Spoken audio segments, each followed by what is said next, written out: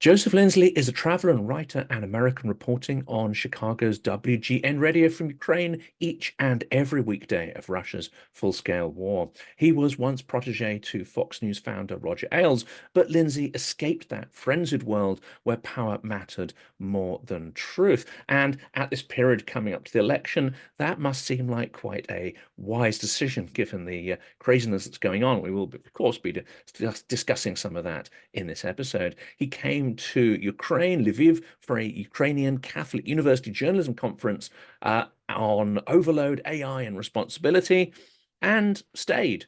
And as I say, has been there throughout the full-scale war, reporting in depth on what's happening in Ukraine.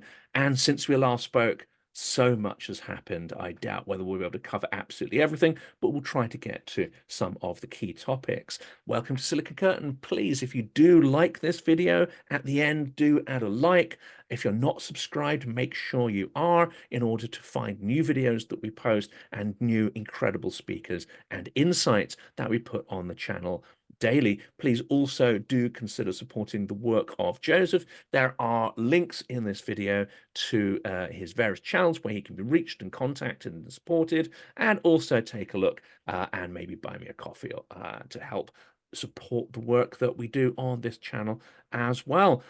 Let's jump in. Joe, it's great to see you again. Hey, Jonathan. Yes, it's been a while. This is supposed to be a monthly update, but I've been tough to reach as I've been moving around the country these past months. But hello from Kyiv on a pleasant day. Last week we had some very difficult weather, temperatures in the 100 degrees Fahrenheit region, and a big story that's been missed here simply because most foreign reporters are staying in hotels and they have air conditioning. But almost every single person in this country, including in big cities like Kharkiv, Lviv, and Kyiv, had to endure a pretty terrible week last week. Just imagine you live 10, 15, 20 flights up, no elevator because no electricity, and you get to your flat after climbing 20 flights of stairs and you have no air conditioning and no running water. That's the reality that so many people had to live through these past weeks. But now we have a little bit of reprieve in the weather. But yet again, just a reminder of when we went through that last week of how much Russia wants every single person here to suffer and to die. They were melting this country, but people still, of course, carry on. And that's extraordinary, isn't it? That is the inescapable detail that anyone watching this conflict will realize relatively quickly, from Bucha to the destruction of Ukrainian museums, heritage schools. We'll come on to hospitals in a minute, because, of course, there was that extraordinary, devastating, and incredibly cruel attack on the hospital in Kyiv. It is inescapable that Russia wants to literally erase Ukraine. It might tolerate some Ukrainians on the territory of Ukraine if they agree to cease to be Ukrainian. And switch to Russian, etc. But essentially, we're looking at ethnic cleansing on a scale practically unknown in recent modern human history. Obviously, there was huge movement of human beings at the end of the Second World War. But here we're talking about something a scale that would be even potentially greater than that. 40 million people potentially forced out of their country, their territory. Yeah, and I think it's some key thing to remember that in Russia's attempts to destroy Ukraine, it's not simply because of their language or ethnicity. I mean, these are it might seem that that's the reason, but it's because Ukrainians refuse to submit. It's because of the Ukrainian deep Ukrainian disposition to freedom, and this is going. I mean, I was talking with a Jesuit priest who's a top advisor to the military here, Father Andriy Zelenskyy, and he's a brilliant philosopher. And he said, if you look in the folklore and folk traditions of Ukraine versus Russia, and we can all examine this in our own countries, that Ukrainian folk tradition is deeply about this idea of freedom, and it's about personhood, the dignity of the human person. So in some sense, Ukraine is the prism or the essence of all of our Western talk about human rights. This has been deeply embedded in the Ukrainian psyche, going back to the days of the Cossacks in the wild fields. It's in their songs and stories. They've been insisting on this belief in freedom, and in this sense that if you think something, if you believe something, that matters because it comes from you.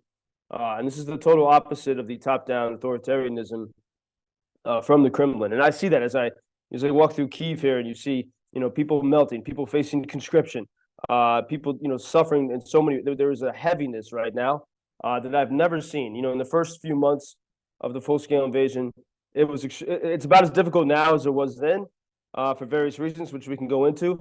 But back then we had adrenaline, which made it supercharged, and there was such energy. That adrenaline's kind of gone, and there's a real heaviness now. I mean, it's common for people.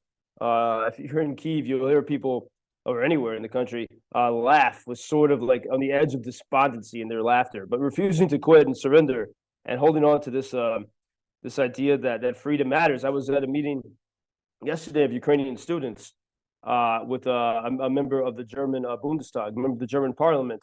And he asked the students, he said, I never thought of this until 2022, but what matters more, peace or freedom? And of course, everyone, all the kids, 18, 19, 20, they all said freedom, even though they're suffering so much and they're facing, even worse prospects in the coming months. And this real attachment to freedom. And it was interesting, the Jesuit priest, philosopher, soldier, Father Zelenskyy, he said this idea, which I've seen and I've heard from so many people, but what is freedom? This is a big question I think we're facing in America. People talk about it, but what is this idea of freedom? I think Ukrainians, we should listen to their definitions because they're willing to suffer and die for it. And there's a sense that that from Ukrainian folklore and tradition that the only thing that can save your sense of freedom is a sense of wonder, and a sense of like believing in possibility. And as soon as you lose that, then you start to lose your freedom and you lose hope. And so even as in the darkness and bleakness we face, I still see that sense of wonder, in the sense that, yes, this is, both a connection to your ancestors, remembering everything that people struggled for, and believing that it's your time to carry this on, no matter how bleak it looks. And there's also, an increasing sense of abandonment from the West. This is an incredibly interesting idea here because you've got an election in the US. The US is very much a constitutional republic and democracy. There are a couple of people who troll my channel who scream that America isn't a democracy. It's a republic, which that sort of doesn't make too much sense to me because these aren't mutually exclusive. But it seems to me the idea here that there's a constitution, so therefore there should be a set of rules. There should be a story which is common to people. But it seems we've got to the stage where some people who are brought up in a constitutional society but have lost touch with that concept of freedom, they will endlessly point to the document. The document is there to enshrine a story, a set of beliefs, a culture. But that culture of pluralism, that culture of commonality has gone.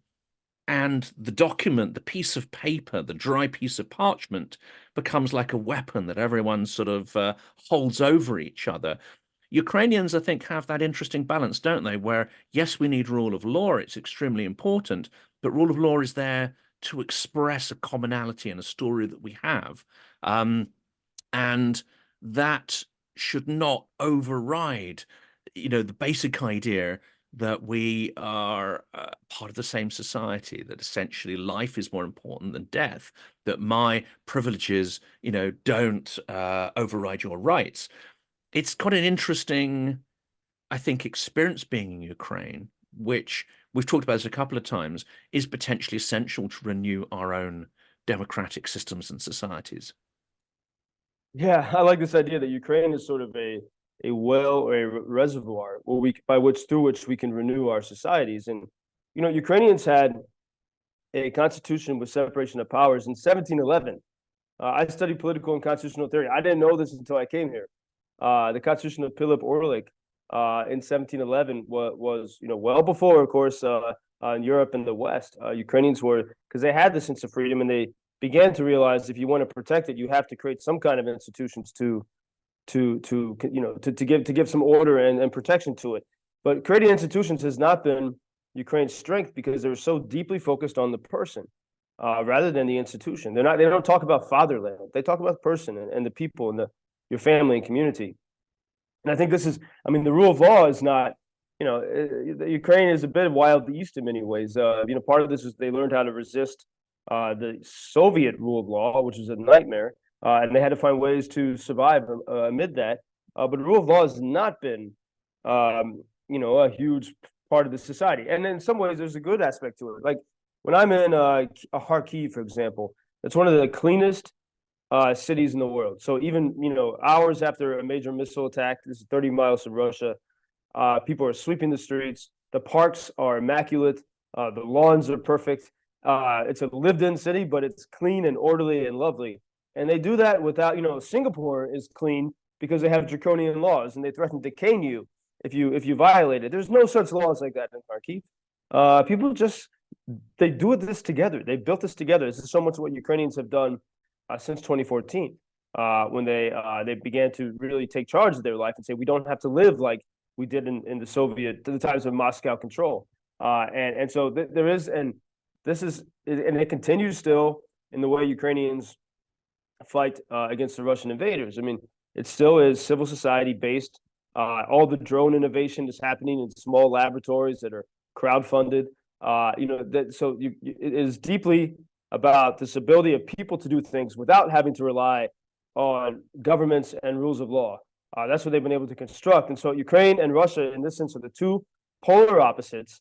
You have Russia total vertical and tyrannical model. It's all about the state. Going back to the days of the Mongols and the Duchy of Muscovy, the only way they could control that landmass was about a state, and that was the purpose of it. The Ukraine was not about the state. The Kievan Rus was different, but after that, for centuries, it was about free people here between the empires of East and West. And it still is very much that today. And then the question for the world is, in a world that so much is looking for this idea of freedom, where do we look? If you're an American, when we say we want freedom, what is our example for it? What is the society we're looking to? And there's not many places really to look to, I think, right now for models. I mean, we see a lot of turmoil and angst in the world. I mean, another example, there was a few days ago, a top Ukrainian language activist was assassinated in Lviv. This is extraordinary for two reasons. One, there are hardly any murders, Jonathan, in Ukraine. You don't even think about it. It's so safe here. But compared to London, or probably even Oxford, or Dublin, Ohio, or Chicago, or Los Angeles, or anywhere in the world, their murders are incredibly rare here. Even though many people are armed now, many people are frustrated with things.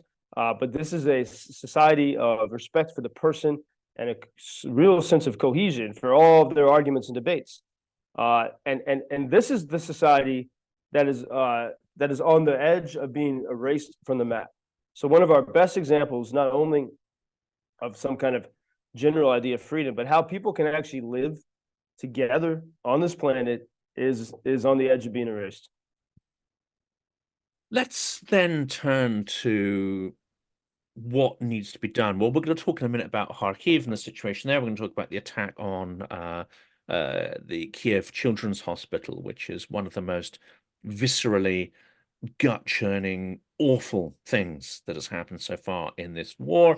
And that's saying something because there have been some terrible images and terrible actions by the Russian side.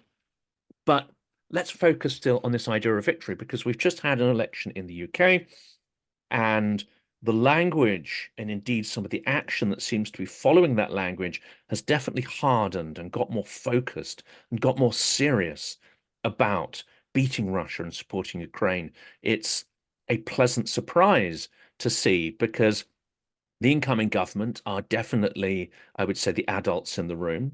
They've had a long time to prepare their program, and one would have expected, given the amount of social problems in the UK and problems that have accrued, through Brexit with our foreign relations direct with Europe, with the US, and so on, one would expect that the domestic agenda would be their priority. But they've come straight out with an extremely clear focus on internal defense in Britain and on extremely, I would say, if anything, they're scaling up support for Ukraine.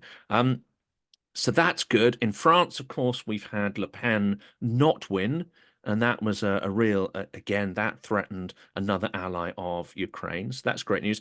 And then, of course, in the US, we've got the race coming up, which we're going to talk about in a minute.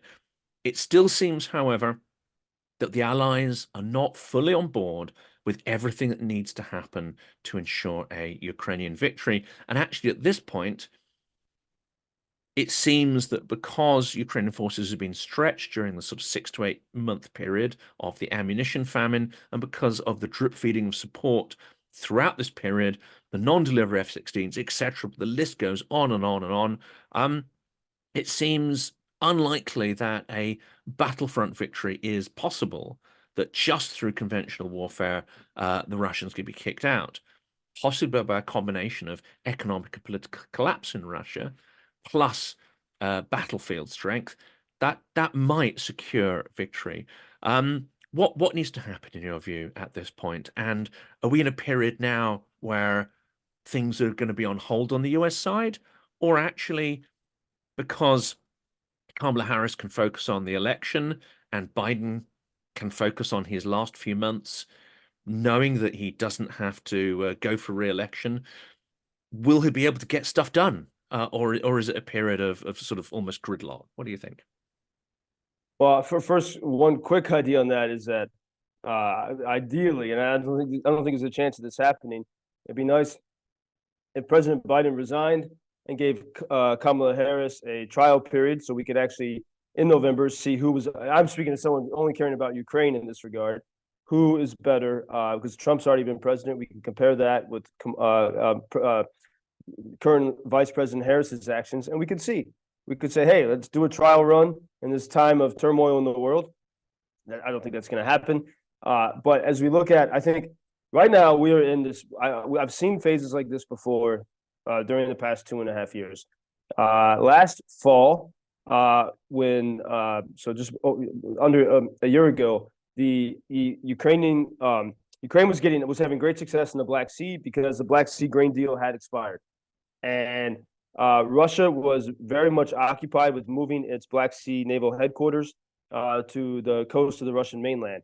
And there was a decrease in attacks on Ukrainian cities last fall, even though all the experts and media had predicted that from October it was going to be nonstop infrastructure attacks as it was the year before.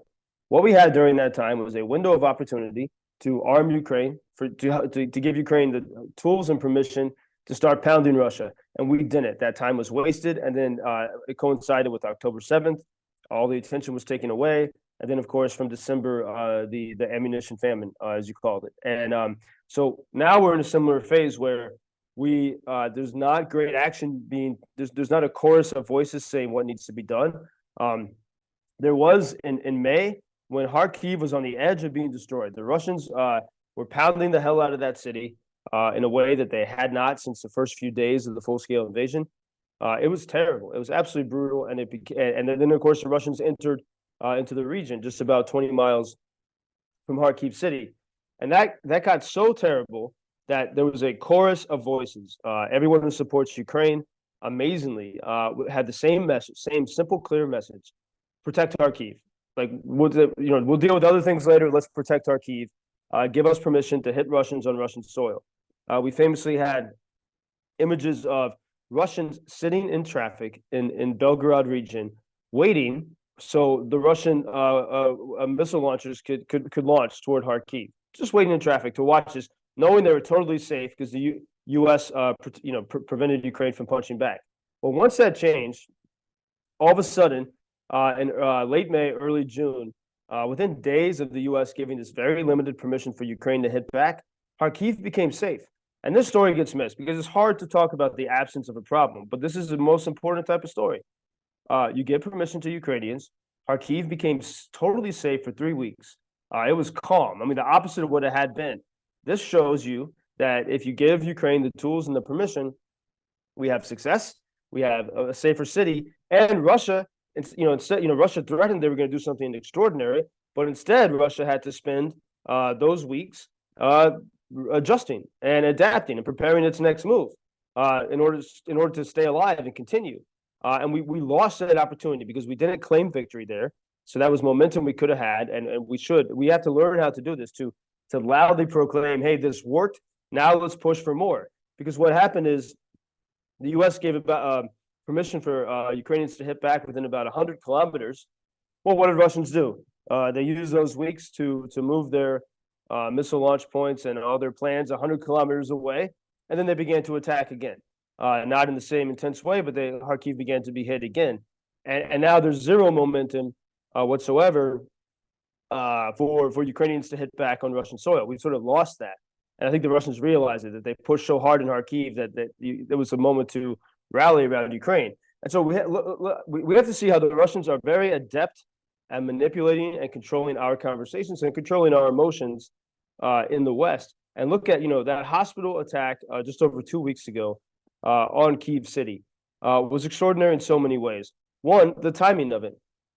That was the eve of the NATO summit, the day before. There has not been a major Russian attack on a Ukrainian city away from the front line since that attack on the hospital in Kyiv, since the eve of the NATO summit. What do you think Russia was trying to do? That attack was not a slapdash attack, because in order to what they had to do in order to precisely hit targets in Kyiv, they had to overwhelm the Patriot air defense system, which generally protects the city. And so the Russians sent more than 12 missiles in a short space of time into Kyiv. That's the only way they could get around, so they could sort of outsmart the Patriot system. They knew what they were doing. They concentrated resources on it. It was a very expensive thing for them to do. And then they precisely hit that hospital. And, I think a lot of people were hoping that going into NATO, that the hospital would attack with all the stories. And we have so many stories about it. And, you can't be in Kyiv and not have a connection to someone who was there and know someone who was there. The kids' cancer hospital. All the people thought, people of goodwill thought, oh, this is going to push NATO to do something, as it happened in Kharkiv a month before. We're going to get permission to hit back. In fact, Sir Keir Starmer, it seems, told Zelenskyy, yeah, we're going, you're going to be able to use the storm shadows to hit Russian bases wherever you need to on Russian soil. But all that changed, and it comes from Washington. And even in the reports from the UK, it said, I think it was the UK FCO or FCD, whatever you call it now, the Foreign and Commonwealth Office said, well, we need to clarify what the conversation between Sir Keir and Zelenskyy. We would like to give Ukraine this permission, but we need the permission of France and of another country we can't name. Well, what is that country? It's not the Maldives. We know who it is. And it became extremely obvious that there was zero, Washington does not want to win. And even after that heinous hospital attack, there was no momentum to change anything. And I think here's where we have to realize, what do the Russians expect to get out of that hospital attack? And I think they got exactly what they expected. So, Ukrainians were angry and sad, but the effect it has on people around the world is fear. It's like these Russians are monsters. And if you push them too far, they're going to do more of this. And that's actually the takeaway. That's the NATO. My takeaway from what happened at the NATO summit was a room full of fearful Western leaders that don't have the courage and insight to say we have to push back against it. And the most tricky thing is that the only message that's going to work for Ukraine in getting Western support and more Western support, and especially Western permission, meaning Washington's permission, meaning the White House's permission to hit Russians on Russian soil, is strength, is showing that things can work. And so even after that heinous hospital attack, the best message from Ukraine would not be focusing on that. It would be focusing on Ukraine's successes in the Black Sea. Look, Russia's doing this out of desperation because we've destroyed Russia's navy in the Black Sea. Russia's doing this out of desperation because they can't take Kharkiv. And so what we always have to do is focus on the stories that show that this is working. And that's not happening because and Russia knows it, because it's even Ukrainians that week of the NATO summit, they didn't want to share good news because they felt that was a dishonor to the memory of what happened. And the Russians understand this, and they know that they can play us so well. And so coming out of that NATO summit, and I think everyone here felt sick afterward because it was so abundantly obvious that there was zero desire for Ukraine to win. And we can analyze why and such. But even if you look at President Biden's statement announcing he was not going to run for re-election, it mentioned his accomplishments as he saw them. Not one mention of the word Ukraine. And this shows us that they're not focused on this in a way that would help Ukraine. And I think we have to really remember that 2023 was the best year ever for sales of American defense products. The American defense industry, the people who fund it, and the people they pay for in Congress, and other in our American apparatus, I don't think they have an incentive to change the way things are going. They don't, and the hospital attack shows it. And if you weren't going to be moved by Mariupol, another hospital attack on a kid's hospital is not going to change it, and the Russians know it. It's not going to encourage you to fight. The only thing it'll do is wear you out and make you less likely to support Ukraine. And that's a scenario we're in now. That's why Russia has not had to have such a major attack on Ukrainian city in weeks, because they already know Ukraine is losing momentum precipitously right now in the West. And for those people who are reaching for their keyboards at this moment, going, "Oh my God, here's Joe, he's just, spouting right-wing stuff," I'm coming from a different perspective, and I get the same impression you get here, which is you have a national security team with Jake Sullivan obviously embedded very deeply in that. Ukraine for them is just a thing they have to deal with. It's not what they want to be dealing with. They'd rather it just went away. They're also fearful of Russia. And they don't understand the external perception of weakness and how Russia is triggered by weakness rather than the opposite. They think words, negotiation, showing rationality, showing some kind of humanity and restraint is the way to govern foreign politics. These are not understood mechanisms in the Russian mindset. Only strength and the will to project strength sets you up for any kind of dialogue with Russia, as long as when you go into that dialogue, you realize that they'll sign a piece of paper, and as soon as they suspect that you are weak again and not willing to enforce whatever piece of paper you've signed, they'll tear it up and have another go. And this is kind of what we're seeing here. And I think we have to understand that right from the start, Sullivan's strategy seems to be not to allow Ukraine to disappear. He's really, I would say, played dice with that one and taken some awful risks that have cost Ukrainian lives. But there's been no willingness to see Russia defeated, none whatsoever. It's never been defined how Russia could be defeated. The tactics and equipment and strategy have never been laid out of how that defeat would be inflicted and what would happen next. No one can find a single text or speech that will elucidate that. And I think people who are on either side of the sort of partisan divide need to understand this. This is an epically weak and dangerous policy. I'll get your response to that. I'm sure it'll just be yes. But what I find quite interesting the last week is the information is being leaked out that Kamala Harris is going to clear house and the entire defense and national security team will be replaced. Now, obviously, that's a risk. But to my mind, they can't be worse. They can't be worse than the incumbents. Yeah. So let's tackle the first bit first and then go on to how things may change depending on the potential outcome of the election. Well, I think as we look at these, still rumors about who future President Harris's the security team and defense team might be, I think a lot of that has to do with Hamas and Israel. That's really the focus, not Ukraine. And when it comes to, here, I know this will be unpopular with many people listening, but as a reporting from what I hear in Ukraine, almost everyone with whom I speak, military, government, taxi drivers, volunteers, they realize that, as you say, nothing could be worse because in the current policy, because they see the trajectory it's going. They see the support weakening, and it's never, Ukraine is bleeding out right now, and it'll take a little bit more time, but that's what's happening.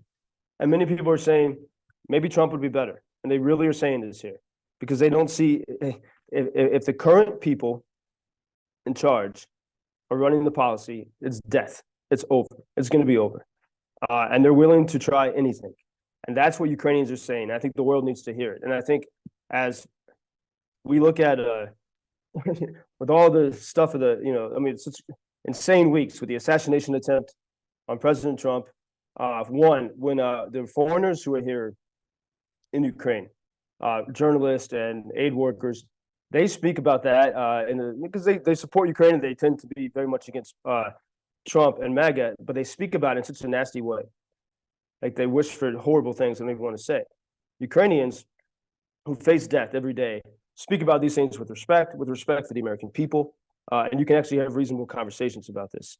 But then when I look at what happened a few days after that with Trump picking J.D. Vance, which was a huge blow, because maybe it could have been Pompeo, all the other people who are close to Trump, who do support Ukraine, but picking Vance, who has made it very clear, and we can go into some of that. But I think the one first thing to realize is that, and this is about American politics, regardless of candidate, generally you need Ohio to win a presidential campaign for the most part, an election. There's a few other key states, but Ohio is a bellwether and essential. And former President Trump, picked Senator Vance, not because Vance is Vance himself, but because Vance represents Ohio. And I think if these next weeks and months who support Ukraine, we need to think like we're running a presidential campaign. We need to realize if we want weapons for Ukraine, if we want permission for Ukraine to hit back, no matter who is in the White House, we need the people of Ohio on our side. We need to speak and understand what bothers the people of Ohio. What are they upset about? What do they, where do they need to be inspired? And how can we reach them? And if we can do that, we have a chance of turning this around for Ukraine, no matter who, this will influence, because the key thing for me is not who's president. We can't really shape that. Who will staff the White House? Who will be close to the president? And that's my main focus, is trying to understand that and influence it. So we need to be attuned to the people of Ohio. Let's forget about the names and the celebrity politicians, but focus on the people. And there's one example of the mood in Ohio. J.D. Vance tweeted in January something in defense of Poland. It's sort of this weird thing we see on the American right where people will say, oh, I defend Ireland against the immigrants. I'll defend Hungary. I'll defend Poland. But they won't defend Ukraine, which faces the worst type of immigrants, which is the people that come with ballistic missiles, a.k.a. the Russians. Somehow they don't see that, Jonathan. And so J.D. Vance tweeted that he supported Poland when the new government, the government of Donald Tusk was ousting the more conservative government. And on Twitter, on X, JD's audience, his constituents, were angry, furious at him. They said, JD, you're there for Ohio, not for Poland. And so this is very revealing that people really, they're tired. Their cities are dangerous and violent, unlike Ukrainian cities in between attacks. They feel that the prices are high. This is on the left and the right. There's so much dissatisfaction in America. And so when they hear that there's all the support for other places far away, they're sick of it. And so J.D. Vance had to explain why he was defending Poland. And I think that tweet explaining, maybe we can put a link to it, but when his explanation of why he was still defending Poland gives us a little bit of a blueprint onto how, because he was able to calm that rebellion of his constituents. And that gives us a little bit of a blueprint how we can tell the story of Ukraine, which really needs support more than the other countries, because this is where the battle is. I think that can give us a blueprint how we can communicate to the people of Ohio. And this is why when you hear we don't want to date this, but we're looking at who Kamala Harris, Vice President Harris, might pick for a running mate. But she's also looking to that part of the country, because if you're in politics, you know this. So we need to think very strategically in the old school American political way for the sake of Ukraine, in order to get Ukraine what it needs, in order to influence who's going to influence the next president of the United States. And advance is an interesting one, isn't it? Because we talk a lot about freedoms on here. And of course, traditionally, the right, the core that sits behind Trump's vote, essentially, they will also talk about sort of freedoms. But sometimes those freedoms, freedom divides into, I think, rights and privileges, and people get these endlessly kind of confused. And often they'll say, that their privilege overrides other people's rights. And then you get into an awful kind of mess there, because, You mix in identity politics and all the other kind of stuff. But it seems to me that Kamala Harris has come out and saying some interesting things. In her first major speech, she mentioned the word freedom 4 or 5 times. Somebody who's writing her speeches, I think, is incredibly smart there. But there is, if you look at J.D. Vance, it's all about restricting women's choice over their bodies and what happens to their bodies. Now, of course, there's an ideological, religious argument that could be countered against that. But of course, the US was not founded as a religious, ideological state. In fact, explicitly, the founding fathers tried to keep religious ideology out of the political sphere. But if you look at it in terms of a balance of freedoms, if you were to put these freedoms on a scale and weigh them, it seems to me that actually, you'll win some, you'll lose some on both sides. But the rhetoric, certainly coming out of Vance, seems to focus on restrictions of freedoms for some. And Kamala Harris is starting to position things in quite an interesting way. Now, that is not to say they'll actually do any of the things they're talking about, but how far do you think this concept of freedom is going to sort of form the core of the debate that's coming up? And again, relate it back to Ukraine, because I think there's a far healthier conception of freedom. And I think Ukrainians are at a slightly more mature stage where they understand that, my rights and my privileges should not trample on those of other people, even if we fundamentally disagree about how to organize society or have different beliefs or part of different religions, etc. Yeah, I mean, well, I think anyone who is willing to not surrender for this idea of freedom, we should listen to their definition of it. And if we're going to talk about freedom, or whatever your party is in America, but you're not going to do anything to defend Ukraine, and even in a small way, I mean, then it's fake. It doesn't make any sense. Like, the greatest struggle for freedom in the world is happening here. And if you're going to say this word but not have a clear plan, then it doesn't mean anything. And I think after 2.5 years of slow support that has hurt Ukraine, when the U.S. Republicans and Democrats since 1991 worked actively to de-arm Ukraine. Every time Ukraine pushed for freedom and more freedom and independence, the U.S. came to de-arm them. They never did that with Moscow. When drunk Yeltsin was running the show, we didn't try to stop him, with his weapons. But we always try to stop Ukraine, Republicans and Democrats alike. And so we've de-armed this country. And here's why I think the frustrated Americans in the middle can cut through it and realize that most politicians are lying to them. The U.S. has taken away Ukraine's ability to protect itself, one of the freest countries in the world, and now they're preventing Ukraine from holding on to that freedom. The U.S. is benefiting, as we talked about. I mean, the defense industry is booming because it's a great setup they have. You give Ukraine free samples, show that these tools work, but don't give them enough to put an end to the war. So the war goes on. The longer it goes on, the more European countries are terrified. And the best thing, European countries can say, oh, the HIMARS, they work really well, but you're not going to be moved to purchase them until you're afraid, until in your gut, you're thinking, oh, crap, I better get some weapons. And that fear sells so well, and it's working so well for those in power in the U.S. because Europe is afraid, and they're buying all these great things from the U.S. and it's booming. Look at the story of the F-16s. Like, I keep getting every time, like 3-month periods. We look at, 3 months ago we were told F-16s would be here. They're never here. That's going on since May 2023. And every time I'm always saying, where aren't they coming? It seems like they're never going to show up here. And people are like, no, trust the plan. It's a conspiracy. There's like crazy conspiracy theory that Washington actually wants to send F-16s here. They don't. Now we can say confidently they don't want to do it. And Zelenskyy kind of leaked this in a moment of frustration at the NATO summit. He said, even if an F-16 does come here, it might be just that, and just several F-16s, not enough to make a difference this year. And what's going to happen? This is what always happens: we send a few tools too late, and then obviously that doesn't change the game. And then everyone's saying, well, what's the point? You wanted this stuff and now it's not working, but they're missing the point. You got to do it in the right way.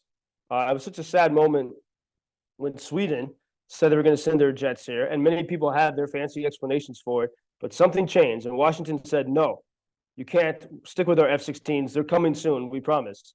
It's not happening. And so here's where I think we can appeal to those Americans who turn to Trump and Vance and say, like, we understand your frustrations. The government lies to us about everything. J.D. Vance's piece in the New York Times from April, there was some truth to it. He was talking about the bad Ukraine math. And yeah, the math is like with all math in Washington, it's a joke and a lie. When the White House says we're sending $60 billion, or this package is $60 billion, that's how they speak, because they think that by throwing money at a problem, it solves it. But what that does is it wears out the American people, because they keep hearing about all these billions of dollars that are being allegedly sent to Ukraine, and they don't feel good in their lives. I completely understand it. But what we need to say is, well, it's not actually $60 billion. And if we could clarify that, we would actually see that the United States is profiting and benefiting, and there are jobs because of this. And most of the so-called money sent to Ukraine is a valuation of old equipment that we're not using anyway. And by the way, we were the ones that de-armed Ukraine. And if we could cut through that, people would start to say, oh, wait, this is actually a great deal for us. But the White House has been dishonest in these figures in the typical Washington way. And all that does, it feeds the opposition, and it gives them an easy way to attack. And they're lazy. And I mean, Vance as a senator should know that that's not actually the real figure. That's not actually $60 billion pouring in here. But he knows it's an easy talking point, and he can he can make his base very happy.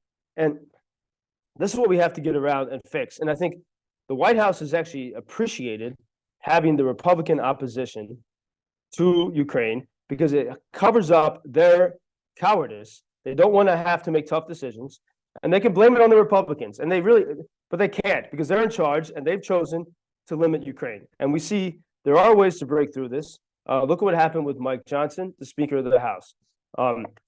So many people say that Trump told him to do it. We have zero evidence of that. That's total speculation. What we do have evidence is, for months, many people, including people I know, people you've had on the program too, Ukrainians and Americans, went to meet with Mike Johnson and made the case. They had to get him to see Ukrainians as people that were close to him. But more importantly, they had to give him something that he could say to his constituents. It wasn't the CIA reports. It was the heartfelt, gripping stories of fellow evangelicals who, when Russia's in charge, you have no freedom and they'll destroy your church. And finally, when Mike Johnson heard it, he saw an argument and a case that he could make to the people of the swamps in Louisiana. And that was key. You have to give politicians, you have to make the case for them so that they can tell to their people. And if we think strategically like this, we can turn things around. We saw with Mike Johnson, he was the one then that put pressure on the White House, not just to pass another aid package, which really, that package that was held up, I mean, the ammunition was important, but there was nothing in there to change the game. It was just life support. And Mike Johnson changed it by saying, we're going to send ATACMS, which has made a big difference. In fact, just in the past 24 hours, yet again, Ukrainians have another success in the Crimean Peninsula, hitting one of the last Russian ferries, bringing Russian equipment to the Crimean Peninsula. So this is where, but since then we haven't, like, Mike Johnson has lost momentum. What happened to his strong stance supports for Ukraine back when that package was last passed? And so here's where anyone who supports Ukraine needs to be keenly, reaching out to all these people saying, hey, look, because of your actions, we got some success. Now let's build upon it and work toward victory. And that's not happening at all right now. And we have now plenty of evidence that when the administration eventually, and as you say, usually too late, usually when it doesn't have the kind of strategic impact it would have had if delivered at the right time, when they eventually give this stuff or change the parameters of the permissions, Ukraine shows that it can deploy these things with great effect. Now, there are two examples I want to give, because I've been collating lists of things that we should be doing and we should be doubling down on because there's evidence they work. One, of course, is these deep strikes within Russia. When permission was given to hit Russian forces massing near the north of Kyiv, it had an effect. when that permission was extended to the Sumy region, it potentially dissuaded Russia from a new offensive in the north. So that's the military evidence is absolutely clear, and yet we're still putting restrictions on what can be done with ATACMS, what can be done with Storm Shadow Scalp on the territory of Russia. It's, I think, like 100 kilometers distance in their territory. But of course, most of the airfields that launch these things are within about sort of 300 kilometers. Now, Biden said something very interesting. He kind of lost his temper at one point during the period of the recent NATO summit when he was pressed on this question. And he just screamed out a line which you could probably hear on the other side of the aisle. It says, "We're not going to hit Moscow. I'm not going to, give permission to hit Moscow. That's not what we're about." It's like, but hang on a second. The airfields are nowhere near Moscow. They're still hundreds and hundreds and hundreds of kilometers away from Moscow. That's not what we're talking about. So there's either confusion or they very well know what they're doing. And when they're pressed, when their feet are held to the fire on this question, they get angry because they know that their decisions are weak and will lead to defeat, which means they're doing it for a specific reason. You've suggested some there earlier. I think that's certainly part of it. I also think Russian propaganda has unfortunately infiltrated the thinking of many people who advise the national security team, and it's epically weak and appeasement mode of thinking.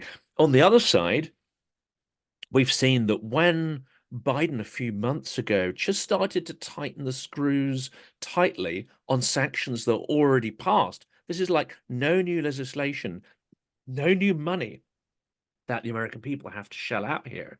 You just enforce the sanctions that are already been approved. It sent the Russian economy into a tailspin. It started to dissuade Chinese banks from working with sanctioned Russian banks. We're on the point of crashing the Russian economy. If we do that, it would save hundreds of thousands of Ukrainian lives, and it could bring this to an end. It could potentially bring Putin's regime to an end, which may at least give the Russians a chance to improve their own situation rather than being genocided by their own leader. We have the tools, I think, on the economic front and the military front to create a plan for victory. Why aren't we doing it? The why is the toughest question. I think this is what we need. And more and more I am seeing reporters in Washington press the administration on this. I think first, I'm very glad you mentioned Sumy. That because again, the absence of a problem doesn't become a story, but in the war, that's very important. When a place is safe and not invaded, that's a success. And remember, everyone was afraid in May that Sumy was going to be invaded the way Kyiv region was, and that did not happen because we gave Ukraine at the very last second permission to hit back. And that's a success, and that shows that this can work. Secondly, at the NATO summit in particular, the White House they had the same chorus. All the spokesmen were using the same words when asked why Ukrainians can't hit Russian bases on Russian soil. And it was, we don't want to give Russia a reason to escalate. And by simply saying that, you are giving Russia an excuse if you do anything. They're like, see, you knew that we would escalate because you said those words. And you're actually setting them up for that argument. It doesn't make any sense. Well, it does make sense. It seems that they definitely just don't want Ukraine to win. I think part of this is fundamentally, if you're never in Ukraine, you don't know what a free society this really is. You don't. And I think the elites in America, they don't care about freedom. This is why there's such frustration with them. And this is even why there's frustration with Kamala Harris. She was a prosecutor. How many people did she put in jail for small, marijuana offenses? Americans are tired of this.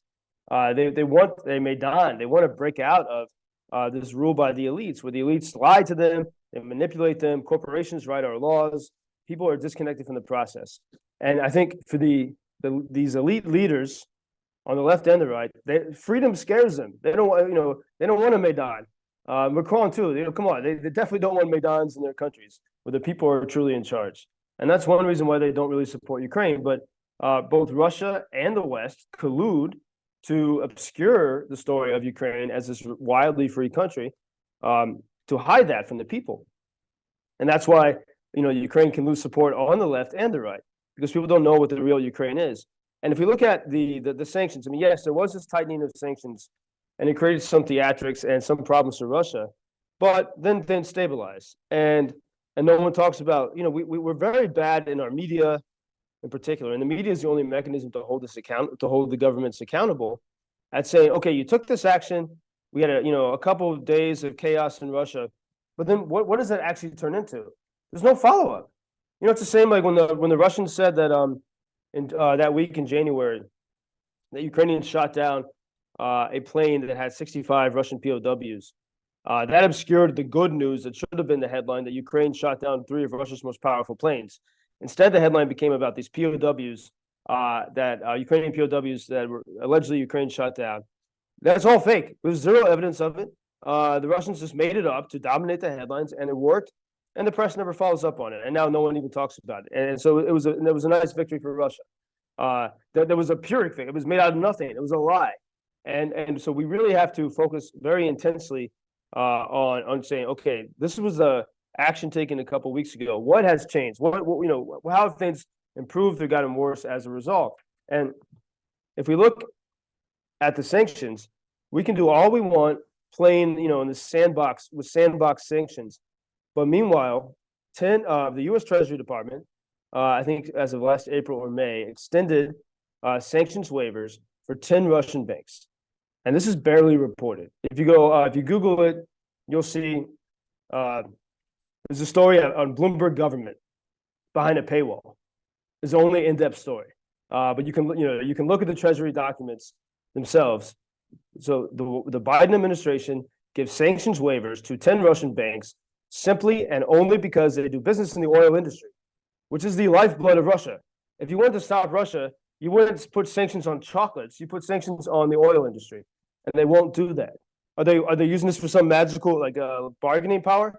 Okay, but when? How many years? 10 years from now? And so this is the question that needs to be urgently asked. And we see that Ukrainians, the oil is, there are things Ukrainians could do to Russian oil infrastructure that could shake things up very dramatically, and that could cripple Russia. Washington, of course, does not want them to do it. The Biden administration has been furious when Ukrainians, when they have used Ukrainian drones to hit Russian oil refineries. That really angers the White House. And what we see from, I think it was last week, there's a pipeline of Russian oil going through Ukraine. And amazingly, I've seen this. I've been hiking in the mountains and seen it. And it's so weird to touch this thing that's coming from Russia that's in Ukraine. And it brings oil to Europe. And Ukrainians cut it off last week. They cut off oil supply to Hungary and to Slovakia. And the Hungarian foreign minister, was furious, Orban's foreign minister, and said, if you ever want to be part of the European Union, how can you behave like this? It's absolutely unacceptable. Well, Ukrainians are saying, no, what's absolutely unacceptable is bombing hospitals and churches and schools and neighborhoods every week. But here we see the oil is so much the heart of it. The oil is one thing that could cripple Russia. It's one thing that Washington has done two things to really protect Russia. They've given Russia a safe zone where Ukrainians really cannot attack, so Russia can launch bombs with impunity, and they protected the Russian oil industry. They have. Why are 10 Russian banks specifically exempt from these sanctions? Why does no media ever report on it? This is what we need to draw our attention to, these things, especially these coming weeks and months of the U.S. election, so that we can push anyone who wants to be president, anyone who wants to work for the president. We need answers on these questions from all of those people, and then people can make a decision. And then I think people can begin to see, don't blame Ukraine for the way things are, blame Russia, and blame the Western leaders who are enabling this to continue and get to this point. And it was very disturbing, Jonathan. I saw today in the British media from yesterday, the General Sir Rowley Walker, the Army chief, the British Army chief, he said that no matter what happens, Britain must be prepared for war in 3 years, because he says Russia is going to be angry at the support the West has given to Ukraine. This is disturbing. This means we don't have a smart strategy. It means that with the little help that we're giving, we're scared. And that, instead, how much better would it be to be decisive and to say, let's end this regime, let's make it collapse, let's protect Ukraine and Europe. So we're not going to be afraid in 3 years. Isn't that the whole point? And instead, we're like, well, we're going to keep helping Ukraine, but we're still afraid what Russia might do. As long as you think like that, I guess you have good reason to be afraid. That really does reveal, unfortunately, a mindset. And of course, these military figures cannot change the core political direction. And of course, you and I have spoken to many of them, and there is now intense frustration as they've begun to realize what political leadership has really signed up to and what they believe is the right thing to do. That really does not align with what most of, I would say, the good generals and military analysts think. There are, of course, some real duffers out there as well. We don't have them on this channel. We very carefully parse people's pronouncements and narratives, and we don't allow for that kind of defeatism and fear of Russia to be expressed here. The very, very last question, and this is going to be a relatively short one. We see multiple peace plans popping up like mushrooms. The Trump peace plan, the Boris Johnson peace plan, the Orban peace plan. China's got one. Ukraine has got one, although that is more of a victory plan than a peace plan. We've got Russia's so-called peace plan. It's not a peace plan. It's a peace ultimatum. It's a set of demands that essentially are very disadvantageous to Ukraine.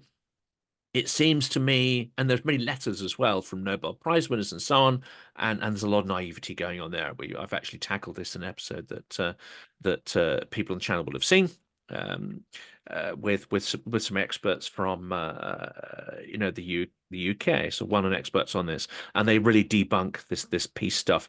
What, in your view, is the risk of making a precipitous peace that really favors Russia and gives the lie to some of Russia's propaganda about why it has been conducting this war? Well, Jonathan, I spent most of the first half of this year in Kyiv city, and it was pretty scary pretty often. The Russians hit it, several times a week, very intensely, leading up to that very intense bombardment in May.